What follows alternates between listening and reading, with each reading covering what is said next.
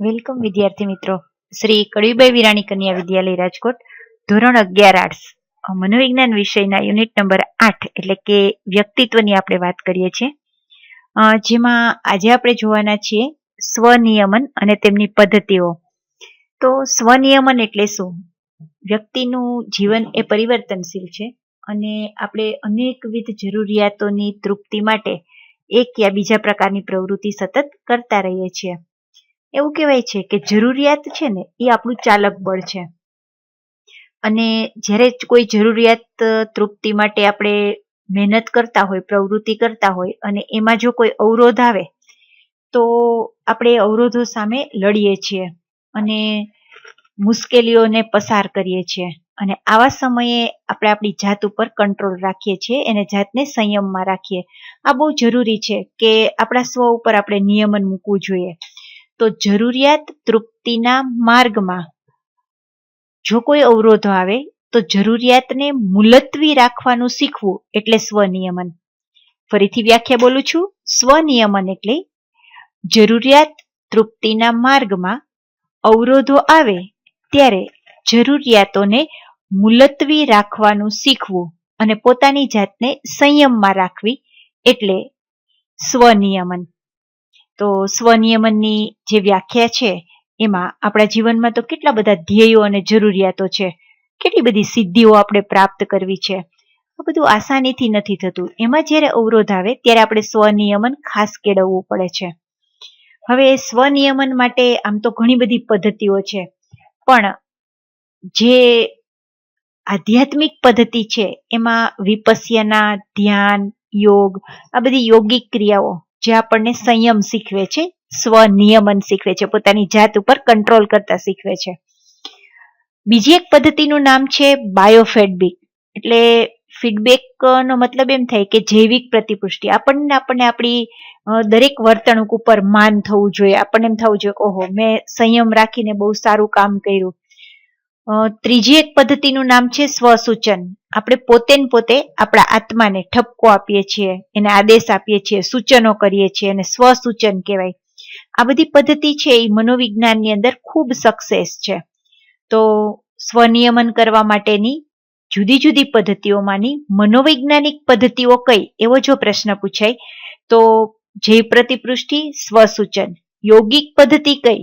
યોગ વિદ્યા અને આધ્યાત્મિક તો વિપસ્યના, ધ્યાન અને યોગ. અને ત્રીજો 1 માર્કનો પ્રશ્ન છે કે ભારતીય શાસ્ત્ર પ્રમાણે સ્વનિયમનની પદ્ધતિ કે સાધન કયા? તો તમે બધા નાનપણથી લઈને આજ સુધી કેટલી બધી જુદી જુદી વ્રત કથાઓ વિશે સાંભળતા હશો અથવા તો વ્રત કરતા હશો. જેમાં મોડા વ્રત હોય, જયા પાર્વતી હોય, શ્રાવણ મહિનો હોય, ચૈત્ર મહિનો હોય, વડ સાવિત્રીનું વ્રત હોય, ફૂલકાજડીનું વ્રત હોય. શું કામ કરીએ છીએ આપણે આ બધા? તો આ બધા વ્રત કરવાથી આપણને સ્વનિયમન કરતા આવડે છે. એ આપણી ભારતની પરંપરા છે. તો ભારતની અંદર વ્રત, તપ અને ઉપવાસ, પછી જૈન સમુદાય હોય કે બૌદ્ધ સમુદાય હોય તો એ લોકો રોજા કરે, ઇસ્લામ સમુદાય હોય એ રોજા, અઠાઈ, હઠયોગ અને અપરિગ્રહ, આ બધી જે ભાવનાઓ છે એ આપણને આધ્યાત્મિક રીતે મનોબળને મક્કમ કરવા માટે એટલે કે સ્વને નિયમન કરવા માટેના સાધનરૂપ છે. અહીંયા આવી જ કેટલીક પદ્ધતિઓની આપણે આજે ચર્ચા કરશું. હવે પ્રશ્ન જ્યારે પૂછાય સ્વનિયમનનો અર્થ અને સ્વનિયમનની પદ્ધતિઓ તો 5 માર્ક, પણ એકલું સ્વનિયમન અર્થ ખાલી પૂછાય તો 2 માર્ક, અને પદ્ધતિઓ એકલી પૂછાય તો 3 માર્ક. તો જરૂરિયાત તૃપ્તિના માર્ગમાં મુલતવી રાખવાનું શીખવું, રાઈટ? તો હવે આપણે જોઈએ એની પદ્ધતિમાં પહેલી પદ્ધતિનું નામ છે સ્વનિરીક્ષણ. આપણે આપણી જ જાતનું ઓબ્ઝર્વેશન કરીએ. કેમ કે સ્વનિરીક્ષણ એટલે પોતાની જાતનું ઓબ્ઝર્વેશન. આ છે ને હાલતી ચાલતી પ્રયોગશાળા છે. આપણે ગમે ત્યાં હોઈએ આપણી જાતને આપણે સતત નિરીક્ષણ કરી શકીએ, આપણી જાતે જ જાતે આપણે જોઈ શકીએ. તો બહુવિકલ્પ પ્રશ્ન સ્વાધ્યાયમાં પણ આપેલો છે, 1 માર્કનો પ્રશ્ન છે. સ્વનિરીક્ષણ એટલે મનોવિજ્ઞાનની હાલતી ચાલતી પ્રયોગશાળા. હવે વ્યક્તિ છે એ સંજોગો પ્રમાણે પોતાની જાતનું તટસ્થતાથી અવલોકન કરે અને પોતાનું નિરીક્ષણ કરે પોતાના વિશેની સમજ મેળવે કે પોતાની અંદર કેટલી શક્તિ છે, કેટલી મર્યાદા છે, કેટલી સારી બાબતો છે. અને જો આપણી જાતની ખામી અને ખૂબી જાણી લઈએ ને તો સૌથી મોટો ફાયદો આપણને એ થાય કે આપણી મર્યાદા દૂર કરી શકીએ અને આપણી જે ખૂબીઓ છે ને એનો આપણે લાભ લઈ શકીએ.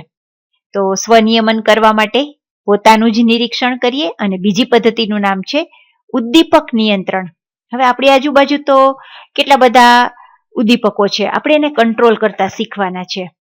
કેવું બને પરીક્ષા સમયે આજુબાજુ વાળાને ત્યાં ખૂબ મોટા ડીજે વાગતા હોય તો આપણે એ ઉદ્દીપક ઉપર કેમ નિયંત્રણ મૂકવું? આપણું વર્તન સમય, સંજોગો અને પરિસ્થિતિને પ્રતિભાવ આપતું હોવું જોઈએ. આપણે દરેક પરિસ્થિતિ સાથે એડજસ્ટ થતા શીખવું પડે. અને જો આપણા વર્તનને આપણે નિયંત્રિત કરવું હોય તો પહેલું કામ એ કરવાનું કે આપણું વર્તન કોનાથી ઉત્તેજિત થાય છે. જેનાથી ઉત્તેજિત થાય એ ઉદ્દીપકને આપણે કાબુમાં મેળવી લેવાનો. દાખલા તરીકે ઉત્તેજના જન્માવે એટલે કે બહુ આમ આનંદ આવે એવું સાહિત્ય. દાખલા તરીકે બધી પૂર્તિ વાંચવી ન ગમે, શુક્રવારની પૂર્તિ હોય ને બહુ ગમે તો શુક્રવારની પૂર્તિને એવોઇડ કરો, એના ઉપર કંટ્રોલ મેળવી લ્યો. પછી કેટલાક ઉત્તેજક દ્રશ્યો હોય, આપણને ઉત્તેજિત કરે એવા ચલચિત્રો, પિક્ચર હોય, આ બધાથી દૂર રહેતા શીખીએ તો આપણને સ્વનિયમન કરતા આવડી જાય. એની જગ્યાએ શું કરવું જોઈએ? એની જગ્યાએ મહાન પુરુષોનું જીવન ચરિત્ર વાંચવું જોઈએ, ધ્યાન, પ્રાણાયામ, યોગ આ બધું કરવું જોઈએ. તો આપણને બહારના ઉદ્દીપકો ઉપર નિયંત્રણ મૂકતા આવડી જાય. આપણે એક પ્રોજેક્ટ કર્યો છે ને પર્સનાલિટી, એમાં ગ્રેટ વ્યક્તિઓની જ પર્સનાલિટી લેવાની છે જેથી આપણું જે ઉદ્દીપક નિયંત્રણ છે ને એ સરળ બની જાય. ત્યાર પછીની બે પદ્ધતિના નામ છે સ્વપ્રબલન અને સ્વ ઉપદેશ. હવે સ્વપ્રબલન પદ્ધતિનું નામ જ એ છે કે તમારે પુરસ્કાર અને શિક્ષાના માધ્યમથી સ્વનિયમન કરવું. પાછળ સ્વાધ્યાયમાં 1 માર્કનો પ્રશ્ન આપ્યો છે, સ્વપ્રબલન કોને કહેવાય? તો જ્યાંથી પુરસ્કાર મળે એવું વર્તન કરવાનું અને જેનાથી શિક્ષા મળે એનાથી બચવાનું. વિદ્યાર્થી છે એ નિયમિત રીતે પોતાનું હોમવર્ક કરી લે તો એને શિક્ષા ન થાય, શાબાશી મળે, પુરસ્કાર મળે.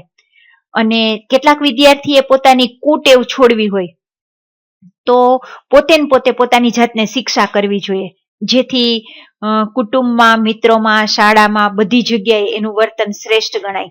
અને આ બધાની મદદ લઈ, મિત્રોની, શિક્ષકોની મદદ લઈ અને પોતાને સારા વર્તન માટે એને પ્રેરિત કરવું જોઈએ. પછીનો ચોથો પેરેગ્રાફ છે સ્વ ઉપદેશ. એવું કહેવાય છે કે પોતે ને પોતે પોતાની જાતને ઉપદેશ આપે, એટલે પોતાની જાત સાથે વાતો કરવાની અને પોતાના સ્વને જરૂર પડે ને તો ઠપકો આપવાનો. હવે પોતાના વર્તનને નક્કી કરવાનું કે મારે કયું વર્તન કંટ્રોલ કરવું છે. આજથી વર્ષો પહેલા પ્રોફેસર હતા કુમારી એમિલી કુઆ. તો એ એમિલી કુઆએ એક સરસ મજાનું સ્વસૂચન આપે એવું એક પ્રયુક્તિ કરી અને એક પ્રયોગ કર્યો આના ઉપર કે જો પોતાનો વિકાસ કરવો હોય તો આ વાક્ય રોજ બોલવાનું, day by day and every way I am getting better and better. એટલે કે દિવસે ને દિવસે હું બધી જ રીતે વધુ ને વધુ સ્વસ્થ થતો જાઉં છું, સુધરતો જાઉં છું. આવું રટણ કરવાથી કેટલાય દર્દીઓ સાજા થઈ જાય છે, પોતાના સ્વ વિશે પોઝિટિવ વિચારે છે. તો આવું બીજું એક વિધાન છે લુઈસ હેયનું. એણે એમ કીધું હતું કે now I love and approve myself. એટલે કે હવે હું મારી જાતને સ્વીકારું પણ છું અને મારી જાતને ચાહું પણ છું. આપણે કેવું કરીએ, આપણને બીજા ગમે છે, આપણી પોતાની જાત, આપણો દેખાવ નથી ગમતો, એમાં આપણે સુધારો કરવાનો. સ્વખ્યાલ, હું કંઈક છું એટલે એવા અહંકારમાં નથી રહેવાનું, પણ હું મારી જાત જેવી છે એને સ્વીકારું છું. અને સ્વ ઉપદેશ એટલે આપણી જાતને આપણે સૂચના આપીએ છીએ અને એમ કરીને આપણા સ્વનો વિકાસ કરીએ છીએ. તો આમ સ્વનિયમન કરવા માટેની આ 4 પદ્ધતિ મનોવિજ્ઞાને આપી છે જે બહુ સફળ અને સરળ છે. અહીંયા આપણો પાઠ પૂરો થાય છે અને આપણા 10 MCQ ને આપણે જલ્દીથી ટીક કરી લઈએ. તો ભારતીય દર્શન શાસ્ત્ર પ્રમાણે વ્યક્તિત્વના પ્રકાર કેટલા? તો આપણે ખાલી દર્શન શાસ્ત્રના પાકા નહીં કરવાના, દર્શન શાસ્ત્રના, ચરક સંહિતાના, હિપોક્રેટ્સે આપેલા બધા પાકા કરવાના. તો દર્શન શાસ્ત્રમાં 3 પ્રકાર છે. પછી સુપર ઇગો વિશેની વાત કોણે કરી? તો ફ્રોઈડે. વ્યક્તિત્વનો સ્વ સિદ્ધાંત કોણે આપ્યો? તો રોજર્સે. 34 જોડિયા બાળકો ઉપર સંશોધન ગોટ્સમેન અને સિલ્ડ્સે. પછી હર્મન રોર્શેક ક્યાંના હતા? તો સ્વિટ્ઝરલેન્ડના. સ્વ એ શેનું હાર્દ છે? તો વ્યક્તિત્વનું. સ્વ એ કર્તા તરીકે જ્ઞાતા છે. પછી સ્વ વિશે એની સાથે કેટલીક બાબતો જોડાયેલી છે, તો 4. સ્વ વિશેની 4 બાબત જોડાયેલી છે. અને કોના મતે સ્વ વિશે આપણે 3 રીતે વિચારી શકીએ, તો હિગિન્સના મતે.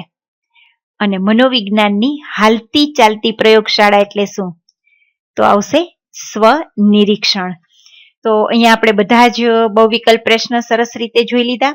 હવે 1 માર્કના પ્રશ્નમાં જોઈએ તો માનવવાદી અભિગમના પ્રણેતા કોણ, તો 2 આવશે, અબ્રાહમ મેસ્લો અને કાર્લ રોજર્સ.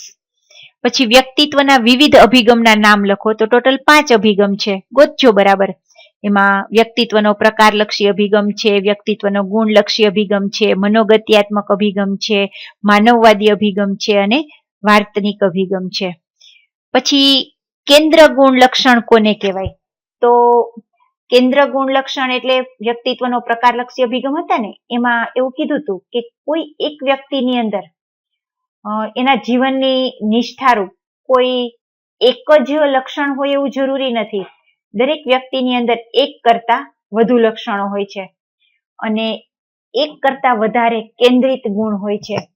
તો આ કેન્દ્ર ગુણ લક્ષણ છે, એક નહીં પણ એક કરતા વધારે. કેટલાક ગુણ આપણા સામાન્ય હોય, સામાન્ય રીતે 3 થી 10. તો 2 લાઈનનો જવાબ આવશે, કેન્દ્ર ગુણ એટલે શું. પછી આવશે TAT નું પૂરું નામ શું છે, તો TAT નું પૂરું નામ આપણે ચાલુ પીરિયડે પણ તમને લખાયું હતું, થીમેટિક એપ્રેક્શન ટેસ્ટ. પછી હતાશા આક્રમકતા માપનની કસોટી કઈ છે, તો રોઝનવિગ નામના વિદ્વાને આપેલી ચૈત્ર વૈફલ્ય કસોટી, એટલે હતાશા અને આક્રમકતાનું માપન કરવાની કસોટી. પછી આવશે કાર્લ રોજર્સે કયો સિદ્ધાંત આપ્યો, તો હમણાં જ આપણે બહુ વિકલ્પમાં જોયો. કાર્લ રોજર્સનો સિદ્ધાંત એટલે સ્વ સિદ્ધાંત.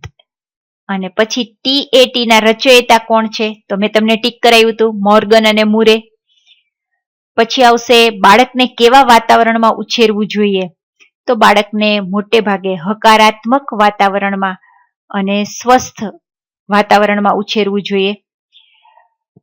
એનો જવાબ મેં તમને સાંસ્કૃતિક વાતાવરણ વાળા પેરેગ્રાફમાં આપ્યો હતો કે બાળક પ્રત્યે સ્નેહ, પ્રેમ, લાગણી, પુરસ્કાર અને જેવું છે એવું બાળકને સ્વીકારવાનું, એટલે એની સાથેનું હકારાત્મક વાતાવરણ.